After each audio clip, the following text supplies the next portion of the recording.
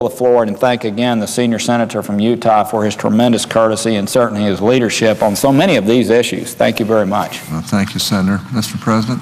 Senator from Utah. Mr. President, I thank my colleague. He's one of the more prescient people in this body, and we all care a great deal for him.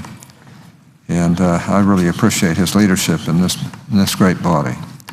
And Mr. President, I remember September 11th, 2001, as if it were yesterday. I was here in my office at my desk when the unthinkable happened. I remember driving to the Senate that morning thinking it was such a beautiful day. It was a crisp fall morning with a remarkable blue sky. Over the years, I've often wondered how such resplendence could occur amid such evil and suffering. And I take solace in knowing the nearly 3,000 innocent victims, including 3 Utahns, who hopefully touched the face of God that day. Yet since that horrible day, Americans have once again risen to the challenge. As President George W. Bush said 3 months after the attacks, quote, "Our enemies have made the mistake that America's enemies always make.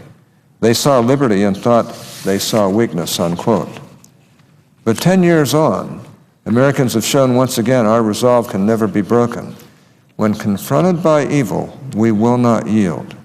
I remember that day because I remember I came over here to the Senate, and we were told to evacuate the Capitol. And as we walked out, some running as fast as they could, and walked down the steps of the Senate side of the Capitol, I turned around and saw that Senator Helms was back up on the veranda. And he was having difficulties, as he did in his later years, with ambulation. And I walked back up the steps and went up, and he leaned on my arm as we came down the steps. And we were among the last to leave the Capitol at that time. We were warned that there might be a plane flying into the Capitol or into the White House. And it was a matter of great concern to everybody. But 10 years later, as I've said, Americans have once again shown the resolve that really is necessary. We have confronted evil, and we will continue to do so, and we will never yield. We as a nation continue to stand up to this threat, and we've done much to overcome it. But we should never become complacent. As the 9/11 Commission's recent report card on the implementation of its recommendations clearly shows, we have made important advances in securing the homeland, but a lot of work needs to be accomplished. Some of the most profound changes, and also some of the least understood, have occurred in our intelligence community. For example, the 16 different agencies which constitute our intelligence community are collaborating like never before. Part of that is because of the Patriot Act, which requires that type of collaboration. The Patriot Act has worked very, very well. And even though there are some on the far right and the far left who do not accept the Patriot Act, I've got to tell you it has worked amazingly well in helping us to protect our homeland. As the Commission pointed out, collaboration in the intelligence community was essential to the success of the raid which killed Osama bin Laden. Yeah, it was 10 years later, but it sent a message to the world that we're not going to quit until we find these people, root them out, and get rid of them. In addition, I also believe our nation is much safer due to the terrorist surveillance program. The terrorist surveillance program enables our intelligence agencies to monitor international communications from al-Qaeda. This initiative has been the subject of much debate in Congress. However, the legislative compromise which was reached, I believe, strikes a proper balance by permitting our intelligence agencies to operate in an efficient manner while strengthening the oversight role of the Foreign Intelligence Surveillance Court, which has worked amazingly well. However, the need for improvement still remains. The Commission notes that over the past 6 years, we have had 4 directors of national intelligence. As many managers would agree, such leadership changes will disrupt the implementation of any organization's modernization strategy. Yet in the realm of counterterrorism, the slightest misstep could be exploited by our foes to launch another attack. Other areas which require immediate attention include securing our borders.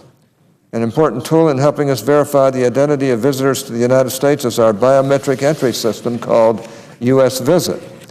Unfortunately, the security offered by this system is incomplete.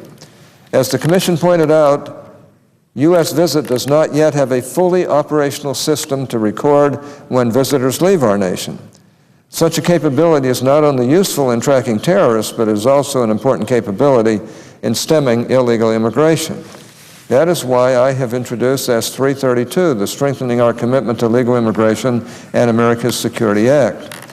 Now, this bill requires the Secretary of Homeland Security to create a mandatory exit procedure for foreign visitors to our country, the United States of America.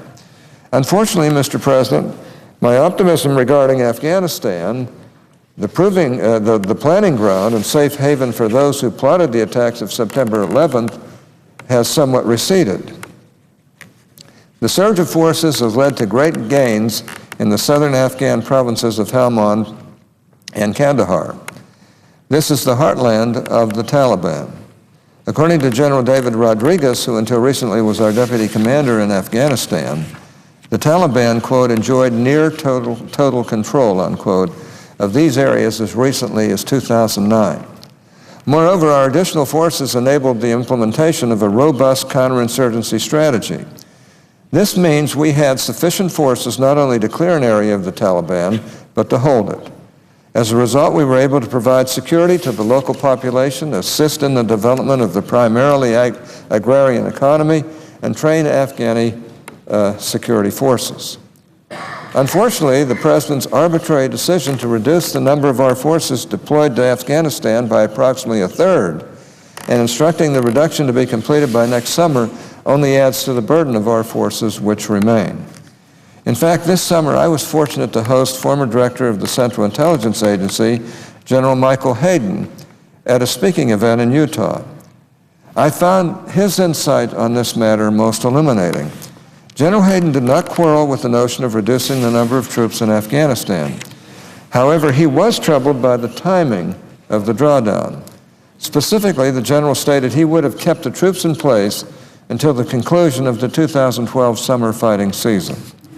That being said, I have absolute confidence in our new commander, General John Allen. He succeeds General Petraeus, with whom I met over there in Afghanistan and have met on other occasions, and who has done a tremendous singular service for our country. I have great respect for him, and I expect General Allen to be just as good. General Allen was one of the vital catalysts in the Sunni awakening in Iraq. The Sunni awakening and our counterinsurgency strategy are considered by many to be the driving forces for our success during the Iraqi surge. And of course, we all remember what General Petraeus did there as well. I'm confident that General Allen will maintain the hard-won momentum our forces have achieved in Afghanistan, despite the reduction in resources. In addition, our troops will be assisted by an even greater number of Afghan troops. In this month's edition of Foreign Affairs, General Rodriguez wrote that the Afghan army, by the end of 2010, had increased in size to 143,000, which surpassed that year's goal by 9,000 troops. In addition, the Afghan army, quote, has quickly become one of the country's most respected institutions, unquote. The general also writes, quote, in 2011, 95% of all Afghan army units have been partnered with coalition forces, and they are showing steady improvement in providing security and in their ability to independently thwart insurgent attacks, unquote. Mr. President, in conclusion, much has been accomplished, but more remains to be done. The memory of that day and those we lost will be forever with us. We must never forget the hard lessons that we learned on September 11th. We must not become complacent or believe the threat is over or has gone. We have done much to mitigate the threats posed against us, but we always must be on guard for anything in the future. The hallmark of our democracy consists of the principles of liberty and equality cherished by our citizens. The terrorists who attacked us on September 11 saw the civic virtues of our peaceful republic and wrongfully concluded that we were weak. As others have been reminded in the past, it is a mistake to underestimate the courage and resolve of Americans when our constitutional ideals come under attack or when our lives and liberties are threatened. Even on that first day, the example of police and firemen charging into burning buildings at the World Trade Center and the Pentagon, and civilians fighting back above the skies of Shanksville, Pennsylvania, showed to the world that America had not lost its resolve. To this day, we remain vigilant in our commitment to protect the natural rights to life and liberty announced in our Declaration of Independence and guaranteed by our beloved Constitution. 10 years have followed since that day, but I remain proud of the example that America has set for the world as it continues its relentless pursuit of those who would kill innocents and plot mass terrorist attacks on civilian populations. President Roosevelt called the attack on Pearl Harbor, quote, a date which will live in infamy, unquote. Similarly, September 11, 2001 remains a day of remembrance and resolve.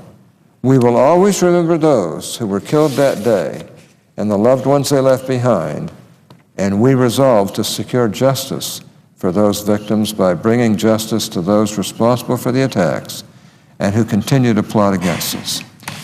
Mr. President, thank you, and I yield the floor. I suggest the absence of a quorum. Clerk will call the